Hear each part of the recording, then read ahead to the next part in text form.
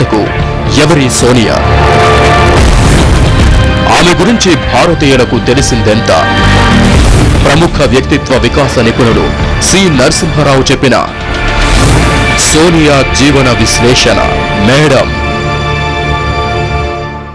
today I am here to introduce you one app. It's called M Defense, Mobile Defense. This is for all women. మీరు ఎప్పుడైనా ప్రాబ్లంలో ఉన్నప్పుడు ఒక్క button నొక్కితే మీ mobile నుంచి internet లేకపోయినా పర్వాలేదు, బ్యాలెన్స్ లేకపోయినా పర్వాలేదు, మీరు ఒక్క బటన్ నొక్కితే 30 seconds లోపల మీ బంధువులకి మెసేజ్ వెళ్తుంది అండ్ 30 seconds లోపల they can track you and you will be protected and you will be safeguarded. For more details www.mdefense.in.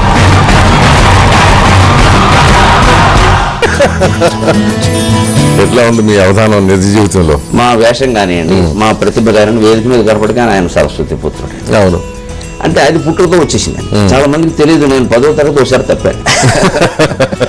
బాబు, మేము అవతార స్వరూపులం కాదు, మా కాళ్ళకు మొక్కేసి మీకు ఏదో వస్తుందని అనుకోకండి. ఆగే నొక్క చోట ఆ రైలు బండియే బిచ్చగాడొకండు పెట్టెనెక్కే అమృతగాన మనసు యాత్రికులెల్లరూ మూగా వాని నోట రాగమొలికే. ఒక్క శ్లోకం ఈవేళ గరికపాటి నరసింహారావు అనేవాడిని మీ ముందు నిలబెట్టింది. లేకపోతే 18 ఏళ్ల క్రితం చనిపోవలసిన వాడు. ఎన్ని మహాపాపాలు చేసినా సరే కార్తీక మాసం శివుడు గుడిలో దీపం పెట్టగానే పాపాలన్నీ పోతాయి. అసలు పనికిమాలిన ప్రకటన అండి, నాకు మొహమాటలు చెప్పడం. సో ఈ రెండు ప్రాంతాల వాళ్ళ ప్రజలు తెలుగు విడిపోయినా కానీ రాష్ట్రాల్లో తెలుగు వాళ్ళుగా కలిసి ఉండటానికి తెలుగు విడిపోదు చెడిపోదు తెలుగు వెలుగు రెండు కన్నులతో ఇక నుండి వెలుగు. షిరిడి సాయి కోసం మరాఠీ హారతులు ఇచ్చేస్తారు, మరాఠీ నేర్చేసుకుంటారు. అయ్యప్ప కోసం మలయాళం నేర్చేసుకుంటాను. సంస్కృతం ఎలాగో దేవుడి దగ్గర కూడా నా తెలుగు భాష పనికి రాకపోతే ఎవడు మాట్లాడతాడండి దీన్ని? ఇప్పుడు ఆయనే ఒకవేళ సమైక్యవాదం వినిపించనని నేను అన్నాను అనుకోండి, దానికి మీరు ఎట్లా పద్యం చెబుతారు సమస్యని? ఆయన సమైక్యవాదం ఎలాంటిదంటే కర్ణుడు పాండవ పక్షంలో చేరిపోవడం లాంటిదండి. ఇంత పాండిత్యం మీరు సినిమాల్లోకి ఎందుకు, ఆ రంగంలోకి ఎందుకు అసలు అడుగు పెట్టలేదు? కొంతమంది మా వాళ్ళు అంటూ ఉంటారు, మీరు దాన్ని కూడా దాన్ని బాగు చేయనైనా మనం చెడిపోతాం. లేదా సినిమా రంగంలో మీకు తెలుసు, గ్లాసు లేకుండా మనుషులు మాట్లాడరన్న. నాకు అసలు చికాకండి. కోరిక లేని వాడికి ప్రపంచమే గరికపాటి. అంతే. నాకు కోరిక లేదు, ఏదో తేటా లెక్క లేదు, నాకు ఇప్పుడు బాగానే ఉన్నాను. సచిన్ టెండూల్కర్ రిటైర్ అయ్యారు కదా, అతని మీద పద్యం. భాష చిన్మయ ముద్రయం భాష తెలుగు పల్కగన్ కూలి అయినను పల్కగన్ గూలి అయినను కురుకులకు బొస్తనుండెక కోశెకవాగక నిన ముద్దులొల్కును తనదైన ముద్ర విడదు. మహాసహస్రావధాని గరికపాటి నరసింహారావుతో ఓపెన్ హార్ట్ విత్ ఆర్కే ఈ రోజు రాత్రి 8:30 ఈ కార్యక్రమం సహసమర్పణ I like cookies and kajupakams. Sweet magic. సాధ్యమైనంత త్వరగా పార్లమెంట్ లో బిల్లు రాష్ట్రపతి ద్వారా అసెంబ్లీకి వస్తుందన్న షిండే.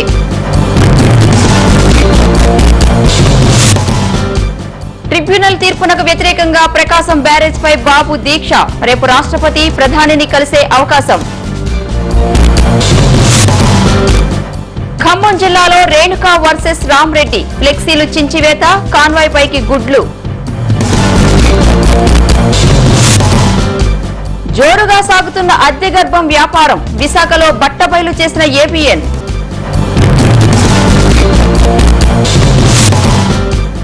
ఆగ్నేయ బంగాళాఖాతంలో మరో అల్పపీడనం. శ్రీలంకతో పాటు తమిళనాడు పైన ప్రభావం.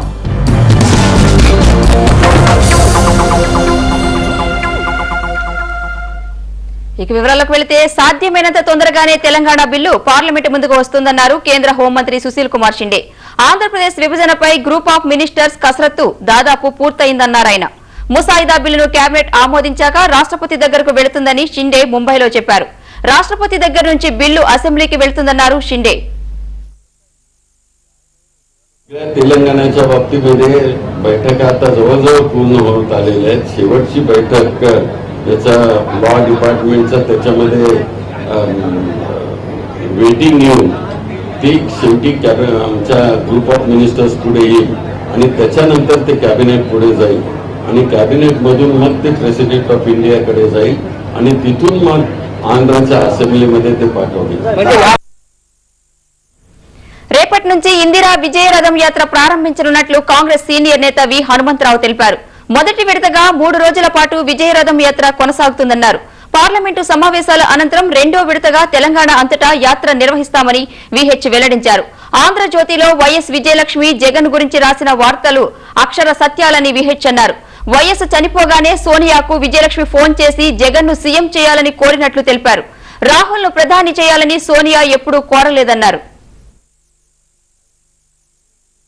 దేవుని దగ్గర అక్కడ వెంకటేశ్వర స్వామి, ఇక్కడ యాదగిరి, ఆయన 2 రూపాలు ఆ లక్ష్మీనరసింహ స్వామి దగ్గరికి పోయి ఆయన దగ్గర పూజ చేసి ఇందిరా విజయరథం ఈ 3 రోజులు, రేపు ఎల్లుండి 4 రోజులు తిరిగిన తర్వాత మళ్ళా పార్లమెంట్ అయినాక మళ్ళీ తెలంగాణ జిల్లాలలో, అన్ని జిల్లాలలో ఇవాళ తెలంగాణ ఇవ్వడానికి కారణాలు ఏమిటి? సోనియా గాంధీ ఎంత సాక్రిఫైస్ చేసింది? అన్ని పొలిటికల్ పార్టీలు ఏం చెప్పింది అప్పుడు? ఇప్పుడు అబద్ధాలు ఎందుకు చెప్తున్నారు? వాళ్ళలాగా మోసం చేసే పార్టీ కాదు మాది. మాట నిలుపుకున్నది, ప్రజలకు ఇచ్చిన హామీను మీరు చెప్పి. భద్రాచలాన్ని తెలంగాణలో ఉంచాలంటూ కాంగ్రెస్ నేత రేణుకా చౌదరి చేపట్టిన యాత్ర సందర్భంగా జిల్లా కాంగ్రెస్ లోని వర్గ విభేదాలు బయటపడ్డాయి. రెండో రోజు కారేపల్లిలో యాత్ర చేపట్టిన రేణుకను మంత్రి రామరెడ్డి వెంకటరెడ్డి వర్గీయులు అడ్డుకున్నారు. ఆమె ఫ్లెక్సీని చించేసి రేణుక గోబ్యాక్ అంటూ నినాదాలు చేశారు. ఆమె కాన్వాయ్పై కోడిగుడ్లతో దాడి చేశారు. దీంతో తీవ్ర ఆగ్రహం వ్యక్తం చేసిన రేణుక తన సహనాన్ని పరీక్షించొద్దని హెచ్చరించారు. అంతకుముందు టేకులపల్లిలో జరిగిన సమావేశం అనంతరం రేణుక వర్గీయులపై మంత్రి రామరెడ్డి వర్గీయులు దాడి చేశారు.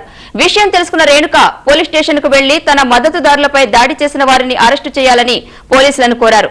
ఇదిలా ఉంటే రేణుకా చౌదరి వర్గీయులపై చర్యలు తీసుకోవాలని డిమాండ్ చేస్తూ రామరెడ్డి వెంకటరెడ్డి వర్గీయులు రాస్తారోకో చేపట్టారు. పరిస్థితులు ఉద్రిక్తంగా మారుతున్న నేపథ్యంలో రేణుకా పర్యటనకు పోలీసులు గతంలో ఎన్నడూ లేని విధంగా భద్రతా ఏర్పాట్లు చేశారు.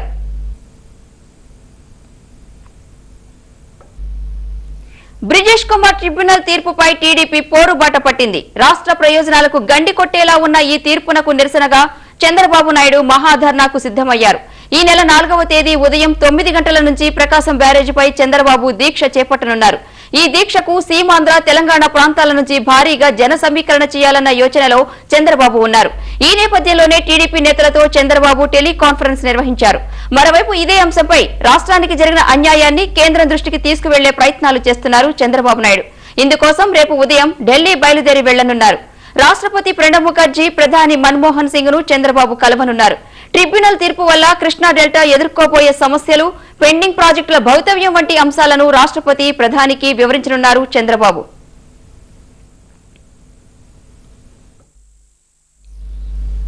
బ్రిజేష్ కుమార్ ట్రిబ్యునల్ తీర్పుతో రాష్ట్రానికి తీవ్ర అన్యాయం జరిగిందని టీడీపీ నేత తుమ్మల నాగేశ్వరరావు ధ్వజమెత్తారు. పసలేని వాదన వల్లే ఆంధ్రప్రదేశ్ కు వ్యతిరేకంగా ట్రిబ్యునల్ తీర్పు వచ్చిందని తుమ్మల అభిప్రాయపడ్డారు. పాలకుల స్వార్థం కోసమే అసమర్థులైన న్యాయవాదులను నియమించారని చెప్పారు. ప్రాజెక్టుల గురించి ఏమీ తెలియని వారు కూడా ఏవేవో మాట్లాడుతున్నారని తుమ్మల ఎద్దేవా చేశారు. ఆంధ్ర రాష్ట్రం యొక్క వాదనలు ఎంత బలహీనంగా ఉన్నాయి, ఎంత రాష్ట్రానికి నష్టం వచ్చే రీతిలో వీళ్ళు మాట్లాడారు. అది కరెక్ట్ కాదు, దయచేసి సరి చేసుకోండి అని ఏ రోజుకు ఆ రోజు రాష్ట్ర ప్రభుత్వాన్ని హెచ్చరిస్తున్నాం.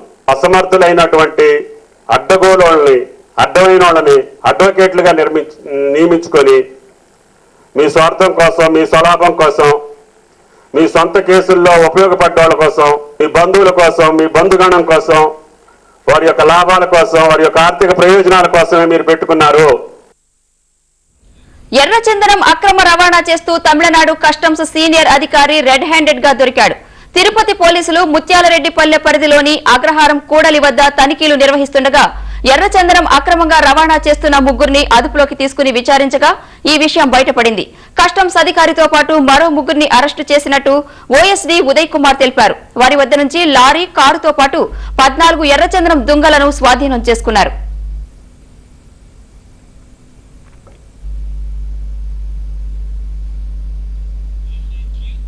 దీనిపై మరింత సమాచారాన్ని మా కరెస్పాండెంట్ శంకర్ చెప్తారు. శంకర్, ఎర్రచందన స్మగ్లర్లతో తమిళనాడు కస్టమ్స్ అధికారికి ఉన్న సంబంధాల గురించి చెప్పండి.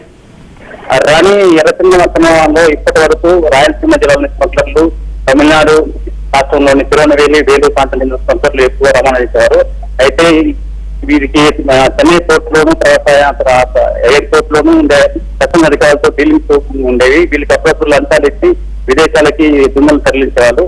ఈ నేపథ్యంలో తమిళనాడు చెందిన ఎర్రచందనం కొనుగోలుకి తర్వాత కస్టమ్స్ సీనియర్ అధికారి అయిన చెల్లంకు పరిచయాలు ఏర్పడ్డాయి. ఈ పరిచయాల భాగంగానే ఎర్రచందనం స్మగ్లింగ్ ఇతను స్వయంగా ఉంటుందని చెప్పి ఎర్రచందనం టాస్క్ ఫోర్స్ డిఎస్పీ ఉదయ్ తెలిపారు. కానీ అయితే శంకర్, మరి డీలింగ్స్ పై అధికారి ఏమంటున్నాడు, పోలీసులు ఏం చెప్తున్నారు? అధికారి ఈ విషయం మీద మాట్లాడడానికి ఎలాంటి స్పందన చూపడం లేదు. ఇతని పట్టుకోవడంలో ఓఐటీ ఉదయ్ మరి కీలక పాత్ర పోషించారు. గత అర్ధరాత్రి ముత్తాలపల్లి పోలీసు పరిధిలోని అగ్రవారం సర్కిల్లో ఇది పాతదిగా ఉంచారు. ఈ నేపథ్యంలో లారీతో పాటు వాటిన కారును కూడా తప్పించేశారు. ఈ వీటితో పాటు కడప జిల్లా చెందిన 30 స్మగ్లర్లను అదుపు తీసుకున్నారు.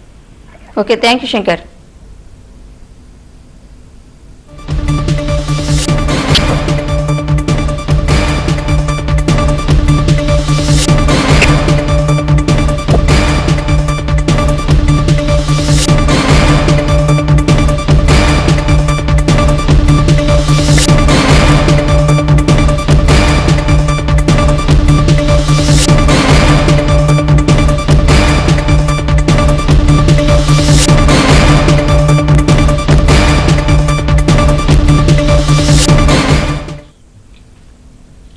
హైదరాబాద్ లోని మిధాని ఆర్టీసీ డిపోలో భారీ కుంభకోణం వెలుగు చూసింది. ఆర్టీసీకి అద్దెల రూపంలో రావాల్సిన నిధులను రిటైర్డ్ అధికారి కాజేశాడు. పూర్తి వివరాలు మా కరెస్పాండెంట్ వెంకట్ చెప్తారు. వెంకట్, ఆర్టీసీ మిధాని డిపోలో వెలుగు చూసిన కుంభకోణం గురించి పూర్తి డీటెయిల్స్ చెప్పండి. రాని మిధాని డిపోలో 29 లక్షల కుంభకోణం వెలుగులోకి వచ్చింది. అయితే దీనికి సంబంధించిన డిపోకు సంబంధించిన దుకాణ సముదాయాలకు సంబంధించిన అద్దెలన్నింటినీ వసూలు చేసి గతంలో పనిచేసిన అధికారి అక్కడి నుంచి మొత్తం అతన్ని కాజేసినట్టుగా లెక్కల్లో తేలింది. అయితే అతను ఇప్పుడు వేరే చోటు బదిలీ కావడంతో మొత్తం అద్దెల విషయంలోని లెక్కలు తెలిసిన అధికారులకు మొత్తం లో బడ్జెట్ రావడంతో పోలీసులు ఫిర్యాదు చేశారు.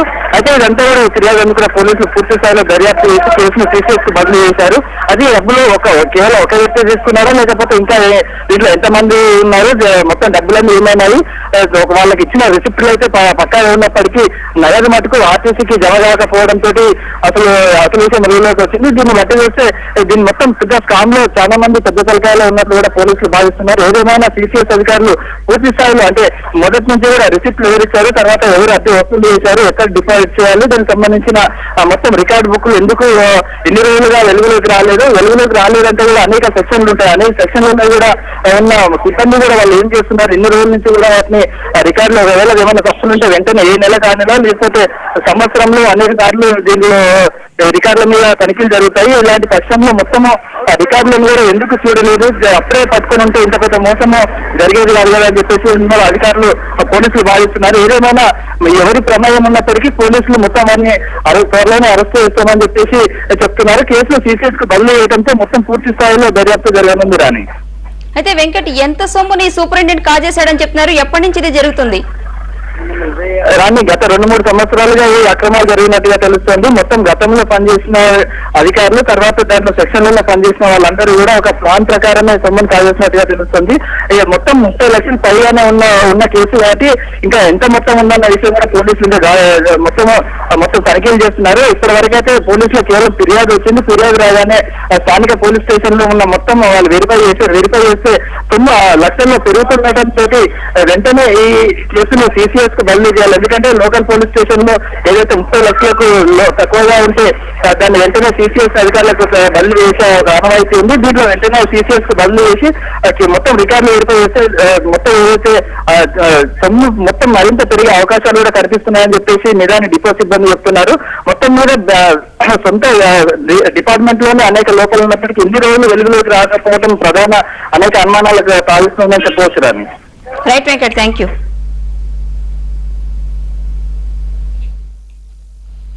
బులెటిన్లో షార్ట్ బ్రేక్ తీసుకుందాం, స్టే విత్ us.